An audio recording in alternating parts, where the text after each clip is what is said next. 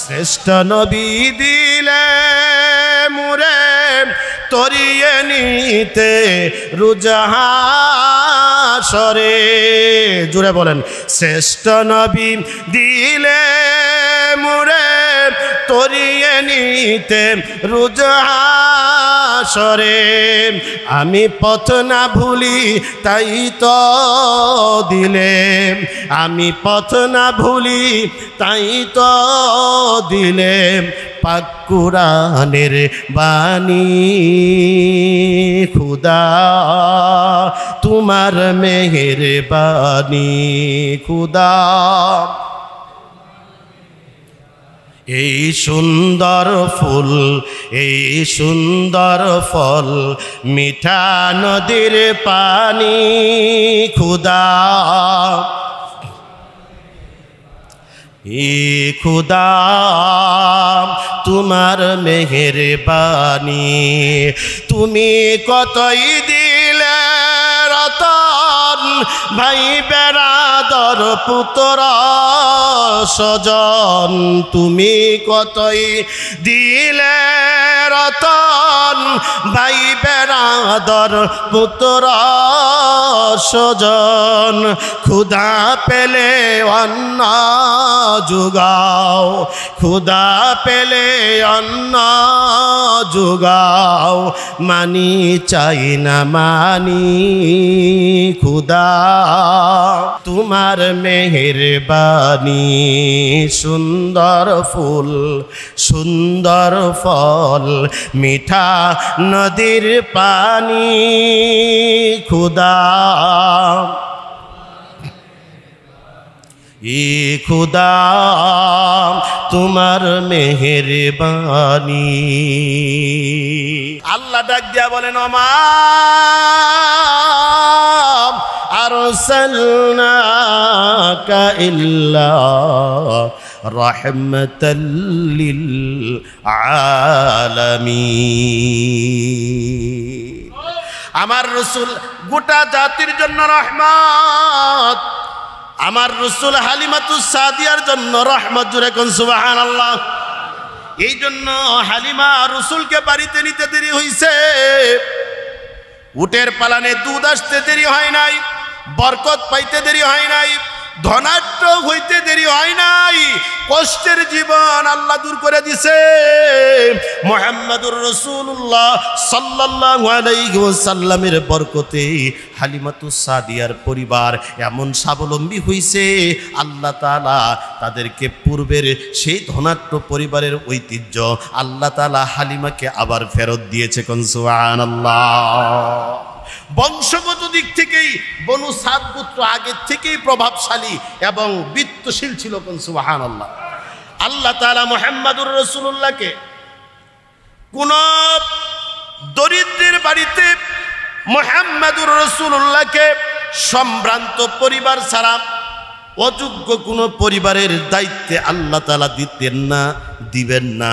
কারণ মুহাম্মদুর রাসূলুল্লাহর ইজ্জত হেফাজত করেছেন কে? আমার বন্ধুকে আমি গরিবের ঘরে পাঠাবো? কি বলেন? আমার বন্ধুকে আমি গরিবের ঘরে পাঠাবো? এটা হতে পারে না। এই জন্য হালিমা যার মধ্যে হাত দেয় বরকত আল্লাহ তাআলা দিয়ে দেয়। সুবহানাল্লাহ। কোন যেটার মধ্যে হাত দেয় বরকত কে দেয়? সুবহানাল্লাহ। মেষের পালানে হাত দেয় বরকত কে দেয়? উটের পালানে হাত দেয় বরকত কে দেয়? কয় ঘাসের মাঠের মধ্যে ছাইরা দিছে, বকরি যে জায়গায় খায় আল্লাহ পাক কুদরতি ঘাস সেখানে দিয়ে দিছে। উটগুলো মেষগুলো পেট ভর্তি করে খেয়ে বাড়িতে ফিরতো, কিন্তু অন্যদের বকরিগুলি ঘাসই পাইতো না। সুবহানাল্লাহ বলেন। কে করছেন? কে করছেন? আল্লাহ তাআলা করছেন। কারণ মুহাম্মদুর রাসূলুল্লাহকে সমস্ত কিছু কন্ট্রোল করতেছেন। কথা বলেন, কন্ট্রোল করতেছেন আল্লাহ। কারণ উনি তো হাবিবুল্লাহ। সুবহানাল্লাহ। কোন উনি কি? হাবিবুল্লাহ, আল্লাহর দুস্ত। দুস্ত যেই জায়গায় থাকবে নজর সেই জায়গায়। কার নজর? জোরে বলেন, কার নজর? দুস্ত যেখানে থাকবে নজর সেখানে আল্লাহর নজর থাকবে। কোন সুবহানাল্লাহ। মুহতারাম হাজিরিন, শুধু কি তাই? আল্লাহু আকবার কাবীরা অন্যান্য সন্তানগুলো দুনিয়ায় ভূমিষ্ঠ হওয়ার পরে আপনার বেড়ে ওঠার যে অবস্থাটা 1 বছর 1.5 বছর 2 বছর সময় লাগে হামাগুড়ি দিতে, কথা কন না কেন? লাগে কি লাগে না? 1.5 বছর সময় লাগে হামাগুড়ি দিতে, হাঁটা শিখতে সময় লাগে 1.5 বছর 2 বছর, কি বলেন লাগে কি লাগে না? কিন্তু মুহাম্মদুর রাসূলুল্লাহ সাল্লাল্লাহু আলাইহি ওয়াসাল্লাম আল্লাহ রসুল 6 মাস সময় হামাগুড়ি দেয়। সুবহানাল্লাহ কোন? 7 মাস সময় রসুল আমার উঠে দাঁড়ায়। সুবহানাল্লাহ কয় না? কয় মাস? 8 মাস সময় রসুল আমার হেঁটে বেড়ায়। সুবহানাল্লাহ। 9 মাস সময় আল্লাহর পয়গম্বর আকায়ে নামদার তাজদার মদিনা সরকার দু আলম মুহাম্মদুর রাসূলুল্লাহ সাল্লাল্লাহু আলাইহি ওয়াসাল্লাম তীর খেলা খেলে। আরেকটু মুহাব্বতে আল্লাহু আকবার। কয় মাস? 9 মাস বয়সের সময় রাসূল আমার তীর ছুঁড়ে। আল্লাহ তাআলার কুদরত আল্লাহ জাহের করতেছেন তার পয়গম্বর দিয়া। মুহাম্মদুর রাসূলুল্লাহ সাল্লাল্লাহু আলাইহি ওয়াসাল্লাম হালিমার ঘরে বড় হওয়া শুরু করলেন। 1 দিন 2 দিন 3 দিন 1 বছর 2 বছর হয়ে গেল। হালিমার ঘরে আল্লাহর পয়গম্বর যতদিন ছিলেন, আম্মা জান হালিমাতুস সাদিয়া রাদিয়াল্লাহু তাআলা আনহা রাসূলের দুধ মা ডেকে ডেকে বলেন, ও উম্মতেরা শুনো, আমার মুহাম্মদকে আল্লাহ সুবহানাহু ওয়া তাআলা এতটাই ইনসাফগার বানাইছেন, এতটা ইনসাফওয়ালা বানাইছিলেন। শিশু মুহাম্মদ আমার স্তনের দুধ যখন পান করত, একটা স্তনের দুধ পান কইরা আরেকটা স্তনের দুধ তার ভাই আব্দুল্লাহর জন্য রেখে দিত। কোন সময় আমার মুহাম্মদ 2 স্তনের দুধ একসাথে পান করে নাই। আমার মুহাম্মদ যখন একটা স্তনের দুধ পান করত, পেট ভর্তি করে পান করত, আরেকটা স্তনের মুখে মুখ লাগায়া দিলে আমার মুহাম্মদ মুখটা আস্তে করে সরায়া নিয়ে যাইত। ইনসাফওয়ালা শিশু নবী মুহাম্মদুর রাসূলুল্লাহ সাল্লাল্লাহু আলাইহি ওয়াসাল্লাম হালিমাতুস সাদিয়ার ঘরে বাড়তেছেন, বড় হইতেছেন হালিমাতুস সাদিয়ার ঘরে। নবী আমার শিশুকাল কেবল আল্লাহর পয়গম্বর হালিমাতুস সাদিয়া বলেন, রাসূল যখন দুধ ছেড়ে দিল, আমার মুহাম্মদকে যখন দুধ ছেড়ে দেওয়াইলাম, মনে মনে কল্পনা করলাম যে আহারি, যে কলিজার টুকরা মুহাম্মদকে আমি আমার ঘরে পেয়েছি, যে বরকত পেয়েছি আমি, আর যদি কিছুদিন আমার মুহাম্মদকে আমার কাছে রাখতে পারতাম, তাহলে আল্লাহ পাকের কুদরতি বরকত আরো কিছু নিতে পারতাম, আমার ধন সম্পদ বৃদ্ধির ধারাবাহিকতাটা আরো কিছুদিন দীর্ঘায়িত হতো। কিন্তু দুধ যেহেতু পান করা বন্ধ করেছে, মায়ের কাছে ফেরত দেওয়া লাগবে। আমেনার কাছে ফেরত দেওয়ার জন্য শিশু মুহাম্মদ সাল্লাল্লাহু আলাইহি ওয়াসাল্লামকে নিয়ে ফেরত আসলেন। সুবহানাল্লাহ কোন? কার কাছে আনছেন? আমেনার কাছে নিয়ে আসছেন। আনার পরে আমেনা তাকায়া দেখেন হালিমার মনটা বড় বিষণ্ণ, চেহারাটা বড় মলিন। হালিমা ভারাক্রান্ত মন নিয়া ইবনে ইসহাক বলেন, সিরাতের কিতাবের ভিতরে এসেছে, সিরাত ইবনে হিশামের মধ্যে লেখেন, আল্লাহর নবীকে যখন ফেরত দিতে আসছে, হালিমা বলেন, ডাক দিয়া বলেন, ও বোন আমিনা, আপনার সন্তান নির্দিষ্ট সময় দুধ পান করার পরে আমি আপনার কাছে ফেরত দিতে বাধ্য, এই জন্য আপনার কাছে ফেরত দিতে নিয়ে এসেছি। কিন্তু কেন যেন মন চায় মদিনায় এখন মক্কাতুল মুকাররমায় এখন যে দুর্ভিক্ষ চলতেছে আর যে আপনার মহামারী চলে, এই অবস্থাতে কলিজার টুকরা মুহাম্মদকে এখানে রাখাটা নিরাপদ আমি মনে করি না। আপনি যদি চান ও বোন আমেনা, তাহলে মুহাম্মদকে আমি আমার দায়িত্বে আরো কিছুদিন লালন পালন করতে পারি। জোরে কোন সুবহানাল্লাহ। আসলে মহামারী বড় উদ্দেশ্য না, কি কন? মহামারী উদ্দেশ্য না, না। আমেনার দিলের তামান্না, হালিমার দিলের তামান্না মুহাম্মদ আরো কিছুদিন আমার কাছে থাকুক, আল্লাহর দেওয়া বরকতটা আমি আরো কিছুদিন যেন নিতে পারি, মুহাম্মদুর রাসূলুল্লাহর বরকত যেন আরো কিছুদিন পাই, মুহাম্মদুর রাসূলুল্লাহর কারণে আল্লাহর বিশেষ খাস নজর যেন আমার উপরে আরো কিছুদিন থাকে। এই জন্য আমেনাকে বলার পরে এবার আমেনা ডাক দিয়া কয়, বোন হালিমা, আপনি যদি চান, আপনার মন যদি চায়, তাহলে আপনি আমার মুহাম্মদকে আবারও নিয়ে যেতে পারে। আবার নিয়ে চলে গেলেন তায়েফের সেই এলাকায়। মুহাম্মদুর রাসূলুল্লাহ সাল্লাল্লাহু আলাইহি ওয়াসাল্লাম হালিমার ঘরে বড় হওয়া শুরু করলেন। ঐতিহাসিক গুণ লেখেন, এবার নিয়ে আসার পরে কয়েক মাস অতিবাহিত হয়ে গেল। আল্লাহর পয়গম্বরের দুধ ও মুসলমানেরা মনটা নরম করেন। গত জুমায় মুহাম্মদুর রাসূলুল্লাহর সৌন্দর্যের বর্ণনা দিয়েছিলাম, মনে আসেনি? হ্যাঁ, আল্লাহর নবীর দুধ বোন সাইমা, হালিমার কন্যা,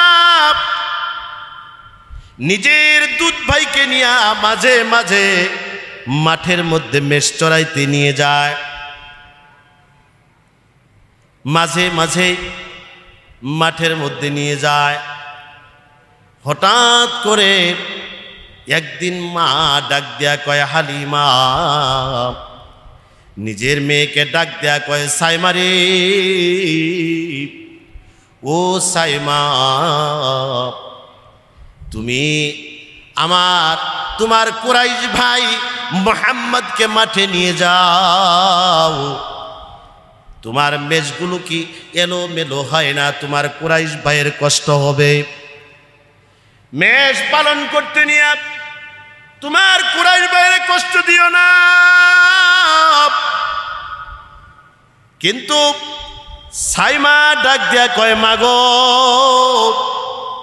ও মা,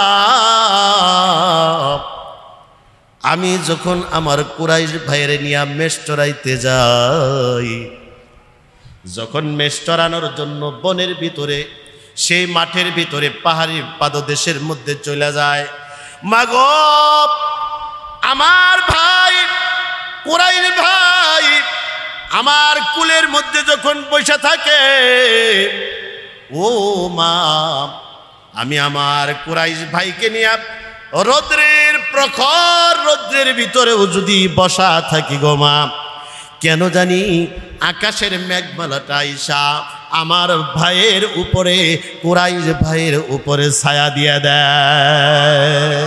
আল্লাহু আকবার। আমার কুরাইশ ভাইয়ের ছায়া দেয়। হঠাৎ করে একদিন সন্ধ্যা গনিয়ে গেল, কিন্তু সাইমা তার ভাই কুরাইশ ভাইকে নিয়ে ফেরত আসে না। সূর্য স্তম্ভিত হয়ে গেছে, সূর্যটা অস্তম্ভিত হয়ে গেছে, কিন্তু এখনো সাইমা ফেরত আসে না। হালিমা চিন্তায় পড়ে গেলেন, না আহারে, না জানি জঙ্গল এলাকা, না জানি পাহাড়ি পাদদেশের ভিতরে আমার কুরাইশ সন্তান, আমার সন্তান মুহাম্মদ এবং সাইমা না জানি কোনো বিপদে পড়ে গেছে। দৌড়ায় আমার ডাকা শুরু করলেন, সাইমা রে, ও সাইমা জলদি আয়, সূর্যাস্তম্বিত হয়ে গেছি। সাইমা হঠাৎ কইরা সাইমা সন্ধ্যা ঘনিয়ে আসছে, এটা টের পাইছেন।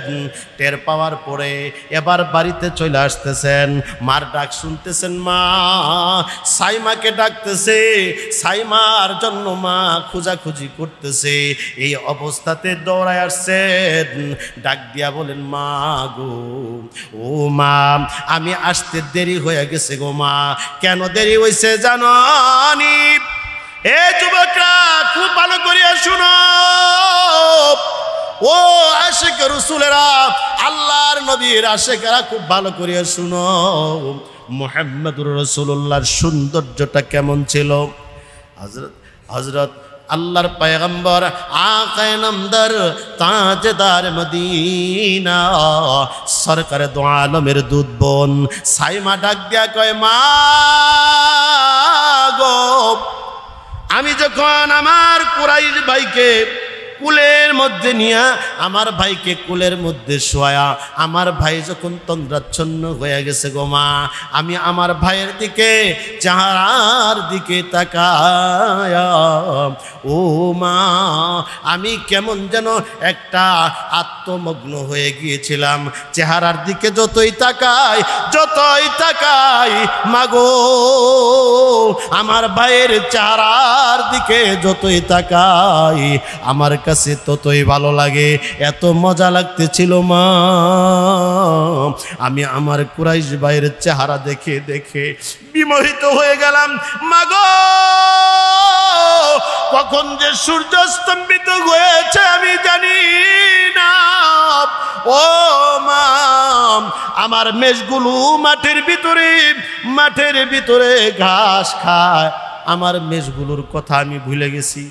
মাগো, মেষগুলোর কথা আমার মনে নাই, বকরিগুলোর কথা আমার মনে নাই, কিন্তু ঘটনা কি ঘটছে জানুনি? ও মা, ঘটনা কি ঘটছে জানোনি? আমি যখন আমার ভাইয়ের চেহারার দিকে অপলক দৃষ্টিতে তাকায়াছিলাম, আমার ভাইয়ের আল্লাহর দেওয়া কুদরতি চেহারা মুবারক আমি যখন দেখতেছিলাম মা, ওই দেখা অবস্থায় যখন সূর্যটা ডুবে গেল, আমার বকরিগুলো আমার অজান্তেই আমার চতুর্পাশে আমাকে ঘিরে ধরেছে। মাগো, আমি যেমন আমার কুরাইশ ভাইয়ের চেহারার দিকে তাকায়াছিলাম, আমার চতুর্পাশে বকরিগুলো দাঁড়ায়া আমার কুরাইশ ভাইয়ের চেহারা অপলক দৃষ্টিতে তারা দেখতেছিল।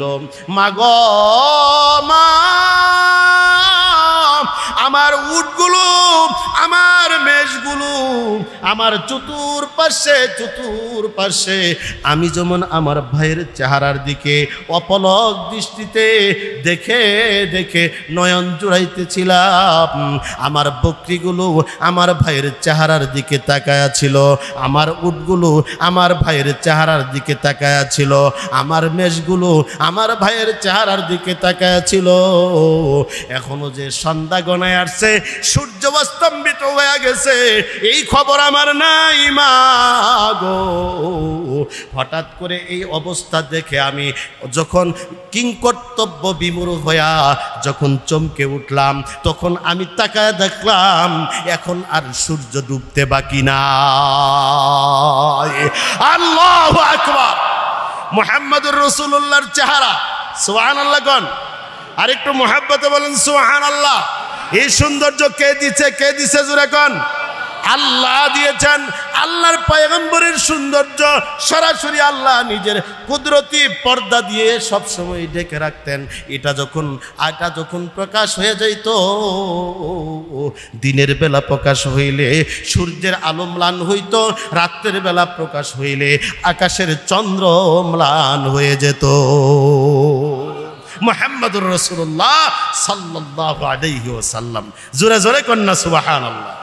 শ্রেষ্ঠ নবী দিলে মুরে তরিয়ে নিতে রুজহাসরে।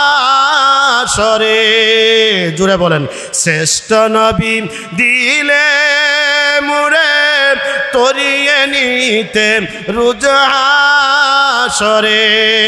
আমি পথ না ভুলি তাই তো দিলে, আমি পথ না ভুলি তাই তো দিলে পাক কুরআনের বাণী। খুদা তোমার মেহেরবানি, খুদা এই সুন্দর ফুল এই সুন্দর ফল মিঠা নদীর পানি। খুদা খুদা তোমার মেহেরবানি। তুমি কতই দিলে রতন ভাই বেরাদর পুত্র স্বজন। তুমি কতই দিলে রতন ভাই বেরাদর পুত্র স্বজন। ক্ষুধা পেলে অন্ন যোগাও, ক্ষুধা পেলে অন্ন যোগাও। মানি চাই না মানি খুদা তোমার মেহেরবানি। সুন্দর ফুল সুন্দর ফল মিঠা নদীর পানি। খুদা খুদা তোমার মেহেরবানি। আল্লাহ তাআলা সর্বশ্রেষ্ঠ নবী আপনাকে আর আমাকে দান করেছেন। আল্লাহ তাআলা ছোটবেলায় রসুলের উপর থেকে আল্লাহ রসুলের কাছ থেকে আল্লাহ তাআলা এগুলি কুদরতের নিদর্শন আল্লাহ বহির্প্রকাশ করেছেন। কোন সুবহানাল্লাহ। মুহতারাম হাজিরিন, কিন্তু ঘটনা একটা ঘটে গেছে। কি ঘটনা? আল্লাহর পয়গম্বর আকা নামদার তাজদার মদিনা সরকার দু আলম মাঝে মাঝে মেষ চরানোর জন্য দুধ ভাইয়ের সাথে দুধ বোনের সাথে মাঝে মাঝে মাঠে চলে যায়।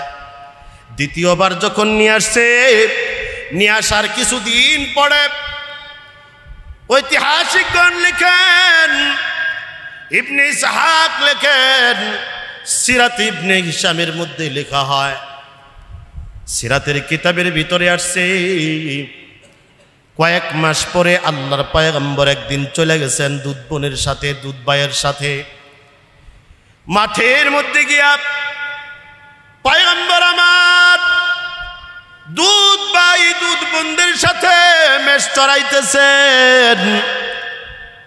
হঠাৎ কইরা দুইজন আগন্তুক কোথা থেকে চলে আসছে। সাদা ধবধবে পোশাক পরিহিত দুইজন মানুষ, অপরিচিত, চেনা যায় না, পরিচিত চেহারা না। দুইজন মানুষ এসে আল্লাহর নবী শিশু নবী মুহাম্মদকে দুইজনে মিলা ধইরা ফেলাইছে। দুধ বোন আর দুধ ভাই ভয়ে আতঙ্কিত হয়ে গেছে। একটু দূরে সইরা গিয়া তাকায়া তাকায়া দেখতেছে দুধ ভাইকে জমিনের মধ্যে কুরাইশ ভাইকে শোয়া দিছে। কুরাইশ ভাইকে জমিনের মধ্যে শোয়া সিনাটা কি যেন দিয়া সিনাটা দুই ভাগ করে ফেলছে। দুই ভাগ কইরা ভিতর থেকে কি যেন খুঁজা খুঁজা বের করতেছে। এই অবস্থা দূরের থেকে দেখা দুধ ভাই দুধ বোন দুইজনে চিৎকার দিয়া একটা দৌড় দিছে। দৌড়ায়া বাড়িতে আসছে, ডাক দিয়া কয় মা, মা গো, ও মা, আমাদের কুরাইশ ভাইকে দুইজন আগন্তুক আমরা চিনি না, চেহারা চিনা যায় না গো মা, অপরিচিত মানুষ দুইজন আমার কুরাইশ ভাইকে ধরে ফেলেছে, পাহাড়ের পাদদেশের মধ্যে পাথরের উপরে শোয়ায়া, বালির উপরে শোয়ায়া আমাদের ভাইয়ের বুকটা চিরে ফেলেছে, দুই ভাগ করে ফেলেছে। মা কি যেন ভিতর থেকে বের করলো, ও মা এতক্ষণে হয়তোবা আমাদের কুরাইশ ভাই আর দুনিয়ায় নাই। এমন খবর শোনার পরে হালিমা ব্যতিব্যস্ত হয়ে গেলেন, দৌড় দিলেন মাঠের দিকে। দৌড়াইতে দৌড়াইতে মাঠের এক কিনারায় তাকায়া দেখেন তার দুধ সন্তান কলিজার টুকরা মুহাম্মদ সাল্লাল্লাহু আলাইহি ওয়াসাল্লাম, আল্লাহর পয়গম্বর শিশু নবী একটা কোণার মধ্যে এক জায়গায় দাঁড়ায় রয়েছেন। কিন্তু কি যেন একটা অবস্থা তার, তিনি কোনো কিছু কিংকর্তব্য বিমূঢ়, কিছু বুঝতেছেন না, কি হয়েছে উনি বলতে পারেন না। ডাক দিয়া যায় আমেনা, হালিমা ডাক দিয়া বলেন, আমি দৌড়ায় গিয়া, আমার স্বামী দৌড়ায় গিয়া আমার কলিজার টুকরা মুহাম্মদকে বুকে জড়ায়া নিলাম। ডাক দিয়া বললাম, বাবা মুহাম্মদ সাল্লাল্লাহু আলাইহি ওয়াসাল্লাম, কি হয়েছে বাবা? কে তোমাকে মেরেছে? কই না মা, আমাকে মারে নাই। কি হয়েছে বাবা একটু বলো। ডাক দিয়া কয়, মা গো আমি চিনি না, ও মা আমি চিনতে পারি নাই। দুইজন আগন্তুক আসছে, সাদা ধপধপে পোশাক পরিহিত দুইজন মানুষ। মাগো আমার দুই হাত ধরে ফেলেছে, আমাকে জমিনের মধ্যে শোয়া দিছে। ও মা আমার বুকের ভিতরে সিনাটা চিরে ফেলেছে, চিরে বুকটা চিরে ভিতর থেকে কি যেন একটা বের করছে, কালো একটা রক্তপিণ্ড আমার ভিতর থেকে বের করছে। মাগো আমার ভিতরে বরফ পানি দিয়া ধুইছে, এতটুকু বলতে পারি মা। কি বের করছে তাও জানি না, কি করছে তাও জানি না। মাগো আমি যে দাঁড়ায় রইছি, তারা যে আমার সিনা চিরছে, এটা আমি কোনোভাবে কোনো রকম অনুভূতি আমার ভিতরে এখন না। আরেকটু মহব্বতে আল্লাহু আকবার। কে করতেছেন, কে করতেছেন? ও আল্লাহর বান্দারা খুব ভালো করিয়া শুনেন, এটাকে বলা হয় শক্কে সদর, কিতাবের ভাষায় এটাকে শক্কে সদর বলা হয়। সিনা বিদীর্ণ, আল্লাহর পয়গম্বরের শক্কে সদর হয়েছে একাধিকবার, একবার দুইবার না, তিনবার আল্লাহর পয়গম্বরকে শক্কে সদর করা হয়েছে। কোন কিতাবের ভিতরে আসছে দুইবার আল্লাহর পয়গম্বরের শক্কে সদর হয়েছে, সিনা বিদীর্ণ করা হয়েছে। কেন করা হয়েছে? একবার করা হয়েছে শিশু নবী মুহাম্মদুর রাসূলুল্লাহ হালিমার ঘরে থাকা অবস্থায়। আল্লাহর পয়গম্বরের কিছু সাহাবী, ঐতিহাসিক ইসহাক লেখেন, ইবনে ইসহাক তার কিতাবের মধ্যে লেখেন, আল্লাহর পয়গম্বরের কিছু সাহাবী একদিন আল্লাহর পয়গম্বরের ডাক দিয়া বলেন, ওগো পয়গম্বর আপনি আপনার জীবন বৃত্তান্ত সম্পর্কে আমাদেরকে কিছু শোনান, আপনার জীবনী কিছু আমাদেরকে শোনান, আপনার জীবনের কিছু ঘটনা আপনি আমাদেরকে শোনান। আল্লাহর পয়গম্বর নিজের জীবনের ঘটনা শোনাইতেছে। সুবহানাল্লাহ কোন? কে শোনাইতেছে? বলেন বলেন, কে শোনায়? আল্লাহ রসুল। কে শোনায়? আল্লাহ রসুল নিজে নিজের জীবন বৃত্তান্ত শোনাইতেছেন। ও আমার সাহাবীরা শুনো, আমি আমার পিতা, সুবহানাল্লাহ জোরে কইেন, এখন না খবরটা দিয়া লই। কইতেছে কি? কয় আমি আমার পিতা ইব্রাহিম আলাইহিস সালাতু ওয়াস সালামের দোয়ার ফসল। সুবহানাল্লাহ। কে বলতেছে? আল্লাহ রসুল বলতেছেন। সাহাবীরা বলছে, হুজুর আমাদেরকে আপনার জীবনী কিছু শুনান, জীবনের কিছু আশ্চর্য ঘটনা শুনান। আপনি কে? আপনার পরিচয় দেন, একটু শুনি আমরা। রসুল বলতেছেন, কয় আমি আমার পিতা ইব্রাহিম আলাইহিস সালামের দোয়ার ফসল। সুবহানাল্লাহ। কবে দোয়া করছিল মনে আছে? বলছিলাম দেখি ওয়াজের ইন্টারভিউ, মনে আছে? খানা কাবা নির্মাণ করা শেষ, মনে আছে না? ছেলেও মিস্ত্রি, ছেলে যুগালি, বাবা মিস্ত্রি। ছেলে বাবার ইট উঠায়া দেয়, বাবা কাবা নির্মাণ করেন। নির্মাণ করার এক পর্যায়ে যখন সব কাজ কমপ্লিট, এবার ইব্রাহিম আলাইহিস সালাম দোয়া করতেছে, রব্বানা ওয়াবআত ফীহিম রাসূলাম মিনহুম ইয়াতলু আলাইহিম আয়াতিক ওয়া ইউআল্লিমুহুমুল কিতাবা ওয়াল হিকমাতা ওয়া ইউযাক্কিহিম। ইব্রাহিম আলাইহিস সালাম দোয়া করলেন। আল্লাহর পয়গম্বর বলে, ও আমার সাহাবীরা শোনো, আমি আমার বাবা ইব্রাহিমের দুয়ার ফসল। ও সাহাবীরা শোনো, আমি আমার ভাই ঈসা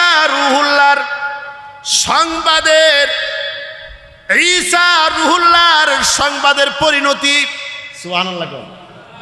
ঈসা আলাইহিস সালাতু ওয়াস সালাম তার উম্মতদেরকে বলেছিলেন, ও আমার সম্প্রদায়, তোমরা জেনে রাখো, আমার পরে আমার এক ভাই আমার পরে আসতেছে, উনি নবী হয়ে আসবে, তার নাম হবে ইসমুহু আহমদ। তার নাম কি হবে? আর তার নাম হবে আহমদ। উনি আমার পরে আসতেছে। এই খবর আমার ভাই ঈসা তার উম্মতদেরকে দিয়েছিলেন। আমি আমার ভাই ঈসার খবরের পরিণতি, ঈসা যে খবর দিছিলেন ওটার পরিণতি হিসেবে আল্লাহ তাআলা আমাকে সবার শেষে দুনিয়াতে পাঠাইছেন। জোরে কোন সুবহানাল্লাহ। ও আমার উম্মতেরা শুনো, আমার জীবন শুনবা, আমার জীবনী শুনবা, শুনে রাখো। আমার মা যখন আমার পেটের মধ্যে নিয়েছিলেন, আমার মা স্বপ্নে দেখছেন আমার মায়ের পেটের থেকে একটা আলো বের হয়ে গেছে। ওই আলোটা যখন বের হয়, বসরা শহর এবং ইরাক এবং বসরা এবং ইরাকের রাজপ্রাসাদগুলো আমার মা ওই আলোর ভিতরে দেখতে পেয়েছেন। আল্লাহু আকবার। এইবার বলতেছেন, শোনো ও সাহাবীরা, শোনো, তোমরা আমার জীবনী শুনতে চেয়েছ, আমার কাছ থেকে শুনে নাও। আমি আমার দুধমা হালিমার ঘরে বড় হইতেছিলাম। আগন্তুক দুইজন লোক সাদা ধবধবে পোশাক পরিহিত, তারা আমার কাছে আসছে। আপনারা মনে মনে ভাববেন যে হুজুর ঘটনা তো কেবল কইলেন, আবারও ওই ঘটনায় কইতেছেন। না না, এর পিছনে আরো কিছু কথা আছে, ওটা বলার জন্য কইতেছি, শুনে রাখেন। আল্লাহর পয়গম্বর বলেন, ও সাহাবীরা শুনো, আমার মা দুধমার ঘরে আমি বড় হইতেছিলাম। দুইজন আগন্তুক আমার হাত দুইটা ধরে ফেলেছে, মাঠের ভিতরে শোয়া আমার বুকটা চিরে ফেলেছে, ভিতর থেকে কি যেন বের করছে, বের কইরা বরফের পানি দিয়া ধুইয়া সুন্দর করে আবার সেলাই করে দিছে। এরকম লাগায়া দেওয়ার পরে একজন আরেকজনকে ডাক দিয়া বলতেছে, সুবহানাল্লাহ, ঠিক মতো কইেন। আরেকটু পরে আরেকটা খবর আসতেছে, মজার খবর, যুবকরা রেডি হইও। কয় আমারে যখন সুস্থ করে দিল, আমার কাটা যখন জোড়া লাগা গেল, অটোমেটিকলি আমার সিনাটা কেমন যেন সেলাই হয়ে গেছে। আমি কিছুই বলতে পারি না, আমি সুস্থতা অনুভব করলাম। আমি যখন জ্ঞান ফিরে পাইলাম, একজন আরেকজনকে ডাক দিয়া বলতেছে, কই ইনি পৃথিবীর সর্বশ্রেষ্ঠ মহামানব। কালকে সকালবেলা জোরে জোরে কইন যে সুবহানাল্লাহ। আরেকটু মহাব্বতে বলেন আল্লাহু আকবার। কইনি পৃথিবীর সর্বশ্রেষ্ঠ মহামানব, তারে এই জামানার 10 জন লোকের সাথে তাকে ওজন দাও। কয়জন লোকের সাথে? হ্যাঁ, কই বর্তমান জামানার, অর্থাৎ তৎকালীন জামানার যখন শখকে সদর হইছে, কই এই জামানার 10 জন পলোয়ান, 10 জন শ্রেষ্ঠ মানুষের সাথে তাকে ওজন দাও। মুহাম্মদুর রাসূলুল্লাহ বলেন, ও সাহাবীরা শুনো, আমি শুনতে পাইলাম বলা হলো 10 10 জন লোকের সাথে আমাকে ওজন করা হলো। একজন আরেকজনকে ডাক দিয়া বলে, কই শুনে রাখেন, 10 জন লোকের সাথে, 10 জন শ্রেষ্ঠ লোকের সাথে এই লোকটাকে ওজন দেওয়া হয়েছে, কিন্তু উনি 10 জনের চাইতে ওজনে অনেক বেশি হয়ে গেছে। একটু জোরে কোন আল্লাহু আকবার, আর একটু মহব্বতে আল্লাহু আকবার। কয়জন লোকের চাইতে? 10 জন লোকের চাইতে। মুহাম্মদুর রাসূলুল্লাহ বলেন, ও আমার সাহাবীরা, সিরাতে ইবনে হিশামের মধ্যে আসছে, সাহাবীদেরকে ডাক দেয়া বলেন, ও আমার সাহাবীরা শুনো। এরপরে একজন আরেকজনকে বলতেছে, কয় না না, 10 জন না, 10 জন না, 100 জন লোকের, এই জামানার শ্রেষ্ঠ 100 জন লোকের সাথে তাকে একটু ওজন দেন। কয়জন? কয়জন? 100 জন লোকের সাথে তারে একটু ওজন দেন। আমি শুনতে পাইলাম একজন আরেকজনকে ডাক দিয়া বলতেছে, দিলাম তো ওজন 100 শ্রেষ্ঠ মানুষের সাথে, এই জামানার শ্রেষ্ঠ বীর পলোয়ান, শ্রেষ্ঠ 100 মানুষের সাথে তাকে ওজন করা হইল, কিন্তু 100 মানুষের চাইতেও এই লোকটার ওজন বেড়ে গেছে। আরো জোরে আল্লাহু আকবার। এইবার আল্লাহর পয়গম্বর ডাক দিয়া কয়, উম্মতেরা শুনো, ও সাহাবীরা, আমি শুনতে পাইলাম ডাক দিয়া বলতেছে, কয় না না, 100 জন না, 1000 লোক একদিকে রাখো, 1000 লোকের সাথে এই লোকটাকে ওজন দাও। এই জামানার 1000 পলোয়ান, এই জামানার 1000 শ্রেষ্ঠতম লোকের সাথে এই লোকটাকে ওজন দিয়ে দাও। আমি আমার নিজের কানে শুনলাম একজন আরেকজনকে ডাক দিয়া বলে, দিলাম তো ওজন, কিন্তু উনি 1 জন 2 জন না, 1000 লোকের চাইতেও এই লোকটার ওজন বেড়ে গেল। আহা!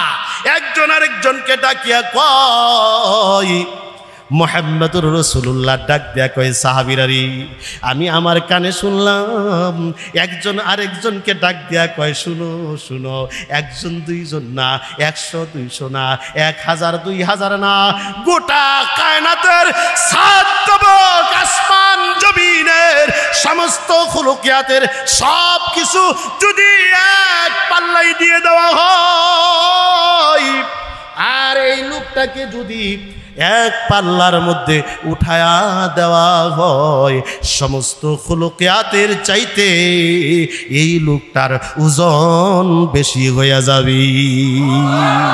আর একটু মহব্বতে আল্লাহু আকবার।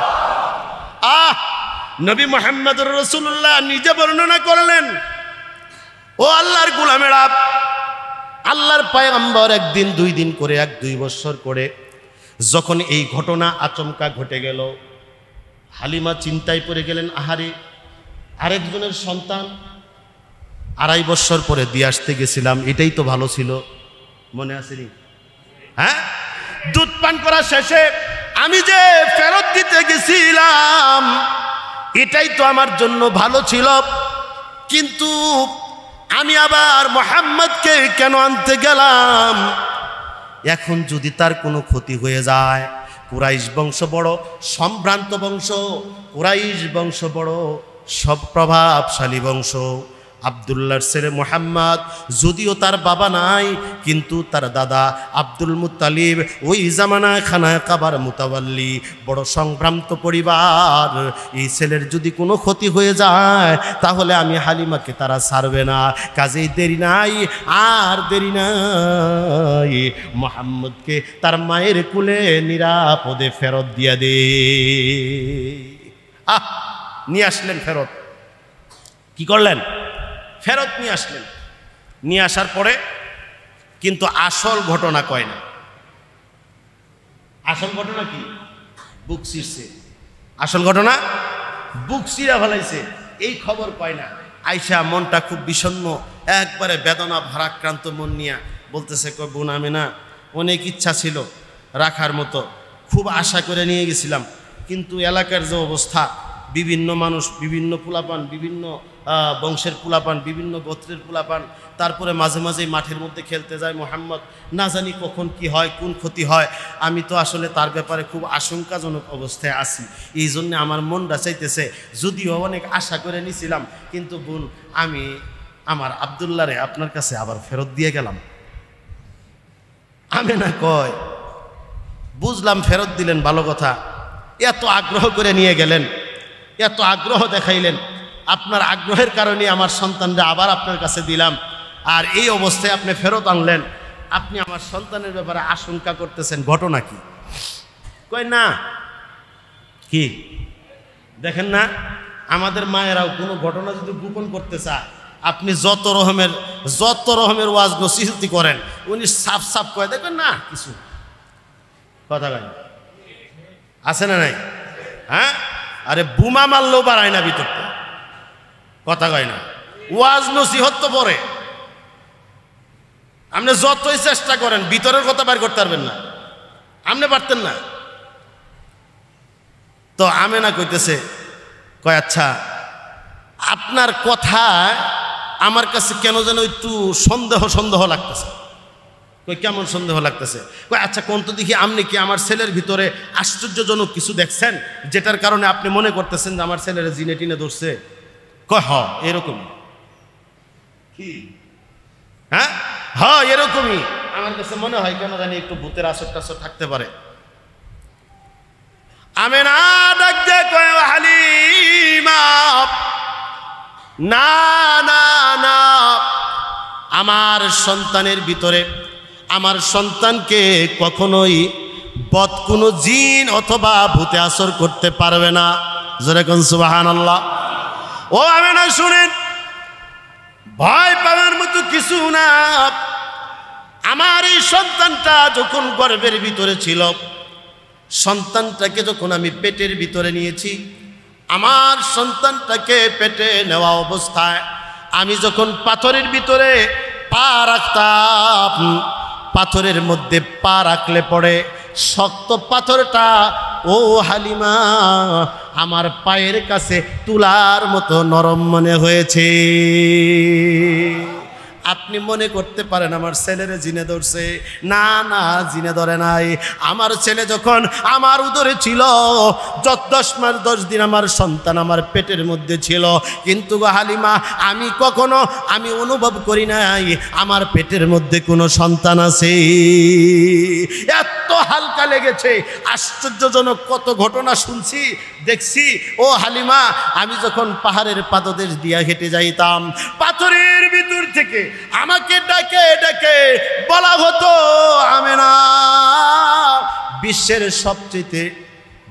সবচেয়ে কায়নাতের সবচেয়ে দামি এক মানুষ তোমার ঘরে, তোমার উদরের মধ্যে পৃথিবীর সবচেয়ে দামি এক সন্তান তোমার পেটের ভিতরে।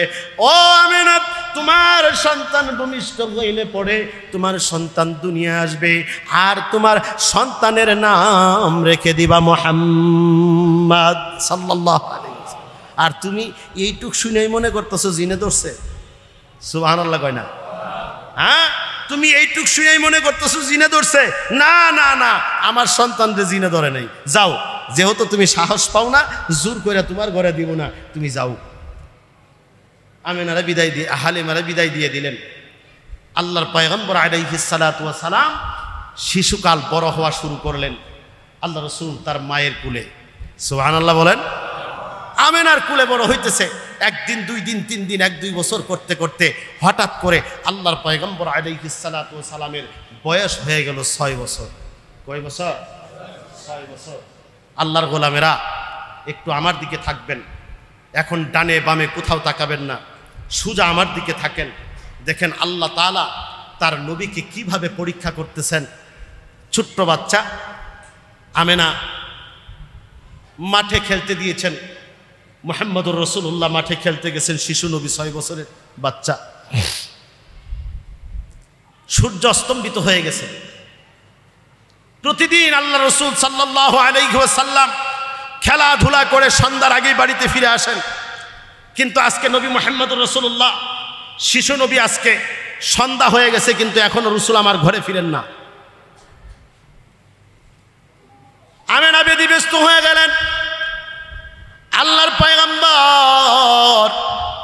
শিশু নবী আমার আমেনা দেখলেন এখন পর্যন্ত সন্তানটা ফেরত আসে নাই। চিন্তায় পড়ে গেলেন। এলাকার ছোট ছোট বাচ্চারা আমেনাকে ডাক দেয়া বলে, আমেনা, আপনার ছেলে মোহাম্মদ পাহাড়ের পাদদেশে বৈশা, একটা পাথরের উপরে বৈশা বৈশা আপনার মোহাম্মদ জার জার হয়ে কাঁদতেছে। আমেনা চিন্তা করলেন, আহারে কি হইল না জানি, মক্কার কেউ দুষ্কৃতিকারী আমার সন্তানরে মারছে। দৌড়ায় গেছেন, নিজের সন্তানটার রেকুলে জড়ায় আনিছে। আমেনা নিজের সন্তানরে বুকে জড়ায় ডাক দিয়ে কই, বাবা মুহাম্মদ, বাবা গো, তোমারে কেউ মেরেছে কিনা বলো। কই, না মা, আমারে কেউ মারে নাই। বলো বাবা, গোপন কইরো না, তোমার দাদা আব্দুল মুত্তালিব এই মক্কাতুল মুকাররমা খানা কাবার মুতাওয়াল্লি, তোমার বাবা মরহুম আব্দুল্লাহ, তোমার বাবাও কিন্তু সম্ভ্রান্ত, তোমার চাচা আবু তালেব, তোমার চাচাও কিন্তু সম্ভ্রান্ত, কুরাইশ বংশের লোক তুমি। কেউ যদি তোমারে মারে, বাবা গো আমারে একটু বলে দাও, তোমার দাদার কানে আমি খবর দিব। বাবারে আমাকে একটু বলো। কিন্তু আল্লাহর পয়গম্বর শিশু নবী ধা ধা করে কান্দে আর বলে, না গো, ও মা, মক্কাতুল মুকাররমার ছেলেরা আমারে বড় আদর করে গো মা। ও মা, আমার বন্ধুরা আমারে বড় আদর করে গো মা, ওরা আমারে মানে নাই মা, ওরা আমারে মারে নাই মাগো। প্রতিদিন দেখি আমার বন্ধুরা যখন খেলাধুলা করে। এ আশিকে রাসূলুল্লাহ, খুব ভালো করে শুনো, আল্লাহর নবী কান্দেন আর বলেন, মা, প্রতিদিন দেখি বিকালবেলা আমার বন্ধুরা যখন খেলাধুলা করে, এলাকার প্রত্যেকের সন্তানদেরকে তার বাবারা এসে এসে তার বাবারা হাতে ধইরা ধইরা তার সন্তানদেরকে বলে, মা, ও মা, আমি প্রতিদিন খেলতে আসি, আমারে তো কেউ নিতে আসে না গো মা। মাগো, প্রতিদিন বন্ধুদের বাবারা তাদেরকে ডাকাডাকি করে, কিন্তু মা, একদিনের জন্যও কোনোদিন আমার বাবা আমার আয়েশা কোনোদিন ডাক দিল না, মুহাম্মদ। সূর্য স্তম্ভিত হয়ে যায়, চলো বাড়িতে। আমার মা, মাগো বলো দেখি আমার বাবা কোথায় আছে। আমেনা বলে, আমার মুহাম্মদ যখন তার বাবার কথা জিজ্ঞেস করছে, আমি আর সহ্য করতে পারি নাই। আমি আমার সন্তানকে বলছি, বাবা মুহাম্মদ, তোর বাবা তো মদিনায় তোর নানার দেশে ঘুমায় আছে। ডাক দে কই, মা, আমারে আমার বাবার কাছে একটু নিবানি, আমার বাবার কাছে আমারে একটু নিয়ে যাবানি। আমেনা কয়, বাবা, ও বাবা মুহাম্মদ, শুনো, তোমার যদি তোমার বাবার কাছে নিতে চাই, তোমার দাদার অনুমতি লাগবে। চলো যাই, তোমার দাদার কাছে নিয়া তোমার বাবার কাছে যাওয়ার জন্য ব্যবস্থা করি। বাড়িতে ফিরে আসলেন, সন্তানকে কোলে নিয়ে বাড়িতে আনলেন। আনার পরে শ্বশুরজিকে বাবাজিকে ডাক দিয়া বললেন, আব্বা, আপনার নাতি মুহাম্মদ তার বাবাকে দেখতে চাই। বড় আবদার, বাবা দেখার আবদার, চোখের পানি ফেলে ফেলে আপনার নাতি কাঁদে, ওই পাহাড়ের পাদদেশে বসে বসে কান্দে। বাবাজি, আপনি যদি অনুমতি দেন তাহলে আমি আপনার নাতিকে নিয়ে তার বাবার কবর দেখাইতে নিয়ে যাই। সঙ্গে দাসী উম্মে আইমানকে সাথে দিয়ে দিলেন। দাসী উম্মে আইমানকে সাথে দিয়া মুহাম্মদ নবী আর আমেনা, মুহাম্মদ আমিন আর আর আমিনা তিনজনকে সাথে জামাত বানায় একটা কাফেলার সাথে পাঠায়া দিলেন। চলতে চলতে মদিনাতুত তয়্যিবায় গিয়া আল্লাহর পয়গম্বরে আমিনা একটা কবরের পাশে নিয়া, তার নানার বংশের একটা কবরের পাশে নিয়া মুহাম্মদুর রাসূলুল্লাহকে কবরের পাশে দাঁড় করায়া আমিনা ডাক দিয়ে কয়, আব্দুল্লাহ, আমি আপনার প্রিয়তমা স্ত্রী, আমি আপনার হতভাগিনী স্ত্রী, আপনার কলিজার টুকরা মুহাম্মদকে নিয়ে এসেছি গো প্রাণের স্বামী। আপনি কি কবর থেকে উঠবেন? আপনি কি আপনার মুহাম্মদকে একটু কুলে নিবেননি? আল্লাহর পয়গম্বর কবরের পাশে দাঁড়ায়া দাঁড়ায়া জার জার করে কাঁদলেন। বাবা গো, বাবা গো বলে অনেকক্ষণ কান্নাকাটি করলেন, ডাকা ডাকি করলেন। আল্লাহু আকবার, আল্লাহু আকবার। ঐতিহাসিকগণ বলে আল্লাহর পয়গম্বর যখন কান্নাকাটি শুরু করলো, ওই এলাকার পাদ্রী যারা, খ্রিস্টান পণ্ডিত যারা, তারা একজন আর একজনকে জিজ্ঞেস করে এই ছেলেটাকে এমন করে কান্নাকাটি করে কেন? যখন পরিচয় বলা হলো, আমেনাকে ডাক দিয়া বলে, আমেনা, এটা তোমার সাধারণ কোনো সন্তান না, মনে রাখবা। এই সন্তানটাকে তাড়াতাড়ি এখান থেকে নিয়ে যাও, ইহুদিরা তোমার সন্তানকে কিন্তু খোঁজাখুঁজি করে, আমেনা নিয়ে যাও। সেখান থেকে নিয়ে আসলেন, মক্কার উদ্দেশ্যে রওনা হয়ে গেলেন। চলতে চলতে মক্কা মদিনার মধ্যবর্তী একটা জায়গা আবওয়া নামক জায়গায় যখন আসলেন, ও আল্লাহর নবীর আশিকেরা খুব ভালো করিয়া শুনেন, একটু মনটারে নরম করে দেন। দেখেন আমার রাসূলকে আল্লাহ কেমন পরীক্ষা করছেন। আল্লাহ বলেন, আল্লাহ তাআলা তার নবীদেরকে সবচেয়ে বেশি পরীক্ষা করেছেন কেন? আল্লাহ তাআলার মাহবুব তারা, এই জন্য আল্লাহ তাদেরকে বেশি পরীক্ষা করেছেন। আবওয়া নামক জায়গায় আসার পরে জনমানবহীন এলাকা, রাতের বেলায় তাঁবু খাটাইছেন। তাঁবু খাটানোর পরে এদিক দিয়া আমেনার শরীরের মধ্যে প্রচণ্ড জ্বরে আক্রান্ত হয়ে গেল, প্রচণ্ড জ্বরের ভিতরে আমেনা এই অবস্থার ভিতরে সন্তানকে বুকের মধ্যে ডাক দিয়া বলে, বাবা আয় বাবা, আমার এত জ্বর হতে পারে আজকের রাত্রে আমি আমেনা তোর এতিম কইরা দুনিয়া থেকে চলে যাব। ঘটনাক্রমে ওই রাত্রে জ্বর এত তীব্র থেকে তীব্র হয়ে গেল, সুবহ সাদেকের আগেই, সূর্য ওঠার আগেই আমেনা দুনিয়া থেকে ইন্তেকাল করলেন। শিশু নবী আমার এতিম হয়ে গেলেন। আহা, এই অবস্থাতে একবার মায়ের বুকের উপর পড়া আল্লাহর নবী কান্দেন আর বলেন, মা, জন্মের পরে বাবা দেখি নাই, আর এত ছোটবেলায় তুমিও চলে গেলে মা, এই পৃথিবীতে আমার আর কেউ রইল না।